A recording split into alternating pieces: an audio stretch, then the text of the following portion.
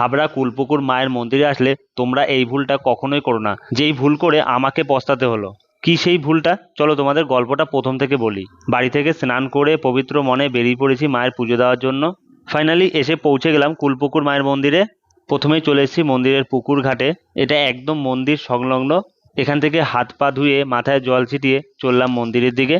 Main মন্দিরে যাওয়ার আগে আরও যে মন্দির রয়েছে চলো সেগুলো তোমাদের দর্শন করাই, আর আমিও প্রণামটা সেরে নিই। ঘাট থেকে যেতে প্রথমেই পড়বে নারায়ণ মন্দির, এরপরে রয়েছে মা মনসা মন্দির, এরপরেই দেখা মিলল মহাদেবের। হর হর মহাদেব।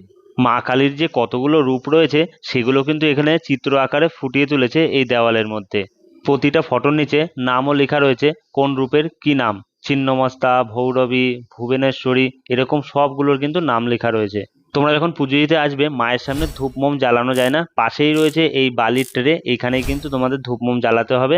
এর সামনেই রয়েছে মস্ত বড় একটা ঘন্টা, ঘন্টা বাজিয়ে তারপরে কিন্তু তোমরা মায়ের আরতি শুরু করবে। মন্দিরের পাশেই রয়েছে বিরাট বড় একটা বেল গাছ। এই বেল গাছ কিন্তু খুবই জাগ্রত, এখানে যারা গিট বেঁধে যায় তাদের কিন্তু মনস্কামনা পূরণ হয়। এবার তোমাদের বলি মায়ের কাছে পুজো দিতে এসে আমার কি ভুলটা হয়েছিল। আমি এসে পুজো দিতে পারিনি, মন্দিরের দুটো গেটই বন্ধ রয়েছে, মায়ের ঠিকমতো দর্শনই করতে পারিনি।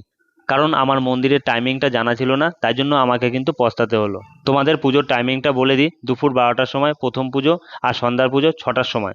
আমি যখন এসেছি মন্দিরের সামনে যে ডালার দোকান সেগুলোও বন্ধ ছিল। তোমরা এখানে কিভাবে আসবে বলে দিই, হাবড়া স্টেশন থেকে অটো পাবে কুলপুকুর মন্দির আসার। এছাড়া কিন্তু DN 44, যেটা দক্ষিণেশ্বর টু বনগাঁ, এই বাস কিন্তু একদম মন্দিরের পাশ থেকেই যায়। কুলপুকুরের মায়ের মন্দিরে আসলে মা কাউকে খালি হাতে ফেরায় না, সবার মনস্কামনা পূরণ করে। তো আমি এখন মায়ের দর্শন করি, আর তোমরা সাবস্ক্রাইব করো। দেখা হচ্ছে নেক্সট ডেস্টিনেশনে। জয় মা কালী।